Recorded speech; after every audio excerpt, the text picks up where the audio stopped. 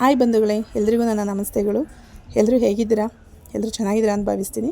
ನಾನಿವತ್ತಿನ ತೋರಿಸ್ಲಿಕ್ಕಿರುವ recipe ಏನಂದರೆ ಬೆಂಡೆಕಾಯಿನಲ್ಲಿ ಮಾಡುವಂತಹ ಪಕೋಡ. ಬನ್ನಿ ಅದಕ್ಕೆ ಬೇಕಾಗಿರುವಂತಹ ಐಟಮ್ಸ್ಗಳು ನೋಡೋದ. ನಾನು ಮೊದಲನೇದಾಗಿ ಬೆಂಡೆಕಾಯಿನ ತೊಗೊಂಡು ಸ್ವಲ್ಪ ನೀರು ಹಾಕಿ ವಾಶ್ ಮಾಡ್ಕೋತಾ ಇದ್ದೀನಿ. ಇದನ್ನು ಒಂದು 2 ಅಥವಾ 3 ಸಲ ವಾಶ್ ಮಾಡ್ಕೊಳ್ಳೋದು. ವಾಶ್ ಮಾಡ್ಕೊಂಡಿದ ನಂತರ ನಾವು ಡಿಫ್ರೆಂಟ್ ಶೇಪ್ನಲ್ಲಿ ಅಂತೇಳಿದರೆ ಯೂಶ್ವಲಿ ನಾವು ಕಟ್ ಮಾಡೋದು ರೌಂಡ್ ಶೇಪಲ್ಲಿ ಕಟ್ ಮಾಡ್ಕೋತೀವಿ. ಮಕ್ಕಳಿಗೆ ಇಷ್ಟ ಆಗಲಿ ಅಂತೇಳಿ ನಾನು ಡಿಫ್ರೆಂಟ್ ಶೇಪಲ್ಲಿ ಅದನ್ನು ಕಟ್ ಮಾಡಲಿಕ್ಕೆ ಟ್ರೈ ಮಾಡ್ತಾಯಿದ್ದೀನಿ. ಈ ರೀತಿ ಡಿಫ್ರೆಂಟ್ ಶೇಪ್ನಲ್ಲಿ ನೀವೇನು ಮಾಡಿ ಅದನ್ನು ಕಟ್ ಮಾಡಿ ಇಟ್ಕೊಳ್ಳಿ. ಕಟ್ ಮಾಡಿ ಇಟ್ಕೊಂಡ ನಂತರ ಒಂದು ಬೌಲಿಗೆ ಹಾಕ್ಕೊಂಡು ನೋಡಿ, ನೀಟಾಗಿ ಕಟ್ ಆಗಿದೆ. ಸಣ್ಣದಾಗಿ ಮಾಡ್ಕೊಂಡಿದ್ದೀನಿ. ನೀಟಾಗಿ ಕಟ್ ಮಾಡ್ಕೊಂಡಿದ ನಂತರ ನಾನು ಇವಾಗ ಕಾರ್ನ್ಫ್ಲವರ್ ಹಾಕೋತಾ ಇದ್ದೀನಿ. 2 ಅಥವಾ 3 ಸ್ಪೂನು ಜೋಳದ ಹಿಟ್ಟನ್ನು ಹಾಕಿದ್ರೆ ಅದು ಏನಾಗುತ್ತೆ, ಮಸಾಲೆ ಜೊತೆಗೆ ಅಡ್ಜಸ್ಟ್ ಆಗಲಿಕ್ಕೆ ಹೆಲ್ಪ್ ಮಾಡುತ್ತೆ. ನಾನಿವಾಗ ಅಕ್ಕಿ ಹಿಟ್ಟು ತೊಗೋತಾ ಇದ್ದೀನಿ 2 ಸ್ಪೂನು. ನೆಕ್ಸ್ಟ್ ಬಂದು ಪುದೀನ, ಮೆಂತ್ಯ, ಕರಿಬೇವು, ಹಚ್ಚ ಖಾರದ ಪುಡಿ, ಅರಿಶಿಣ, ಗರಂ ಮಸಾಲ, ಶುಂಠಿ ಬೆಳ್ಳುಳ್ಳಿ ಪೇಸ್ಟು, ಸ್ವಲ್ಪ ಮಟನ್ ಮಸಾಲ, ಕಡಲೆ ಹಿಟ್ಟು, ರುಚಿಗೆ ತಕ್ಕಷ್ಟು ಉಪ್ಪು. ಇಷ್ಟನ್ನು ನಾನು ಏನು ಮಾಡ್ತಾಯಿದ್ದೀನಿ, ಈಗ ಬೌಲಿಗೆ ಹಾಕಿ ಮಿಕ್ಸ್ ಮಾಡ್ಕೋತೀನಿ. ಕಾರ್ನ್ಫ್ಲವರ್ ಹಾಕಿರೋದ್ರಿಂದ ಮತ್ತು ಅಕ್ಕಿ ಹಿಟ್ಟನ್ನು ಯೂಸ್ ಮಾಡ್ತಾ ಇರೋದ್ರಿಂದ ಕ್ರಿಸ್ಪಿಯಾಗಿ ಬರುತ್ತೆ. ತುಂಬ ಮೆದು ಆಗಲ್ಲ. ಅಕ್ಕಿ ಹಿಟ್ಟು ಹಾಕ್ತಾ ಇರೋದ್ರಿಂದ ನಾವು ತುಂಬ ಕ್ರಿಸ್ಪಿಯಾಗಿ ಬರುತ್ತೆ. ಅದರಿಂದ ನಾನು ಏನು ಮಾಡ್ತಾಯಿದ್ದೀನಿ, ಈಗ ಒಟ್ಟಿಗೆ ಹಾಕಿ ಮಿಕ್ಸ್ ಮಾಡ್ಕೋತಾ ಇದ್ದೀನಿ.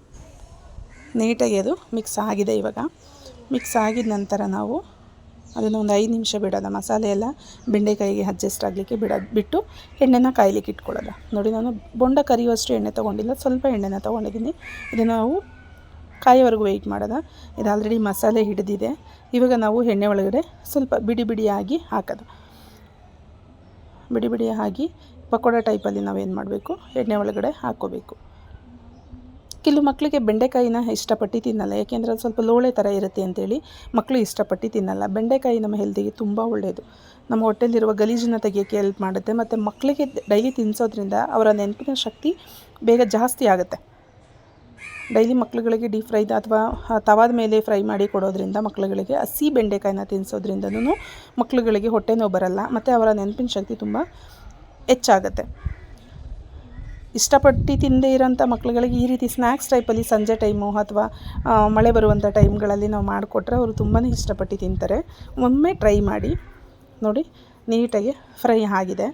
ಇದನ್ನು ಎತ್ಕೊಳ್ಳೋದ. ಇವಾಗ ನೋಡಿ, ಅದ್ರ ಜೊತೆಗೆ ಸ್ವಲ್ಪ ಕರಿಬೇವನ್ನ ಆ್ಯಡ್ ಮಾಡಿದ್ದೀನಿ. ಸೇಮ್ ಈರುಳ್ಳಿ ಪಕೋಡ ಥರನೇ ರೆಡಿಯಾಗಿದೆ. ನಾವು ಶುಂಠಿ ಬೆಳ್ಳುಳ್ಳಿ ಪೇಸ್ಟನ್ನು ಹಾಕಿರೋದ್ರಿಂದ ತುಂಬ ಘಮ ಅಂತ ಇದೆ. ಅಕ್ಕಿ ಹಿಟ್ಟನ್ನು ಯೂಸ್ ಮಾಡಿರೋದ್ರಿಂದ ಗರಿಯಾಗಿ ಬರ್ತಾಯಿದೆ. ನೋಡಿ, ರೆಡಿಯಾಗಿದೆ. ಇದನ್ನು ಒಂದ್ಸಲ ಮಕ್ಕಳಿಗೆ ತಿನ್ನಿಸಿ ನೋಡಿ, ಅವರು ಮತ್ತೆ ನಿಮ್ಮ ಹತ್ರ ಕೇಳಿ ಮಾಡಿಸ್ಕೊಂಡು ತಿನ್ನುವಷ್ಟು ಅಡ್ಜಸ್ಟ್ ಆಗ್ತಾರೆ ಇದಕ್ಕೆ.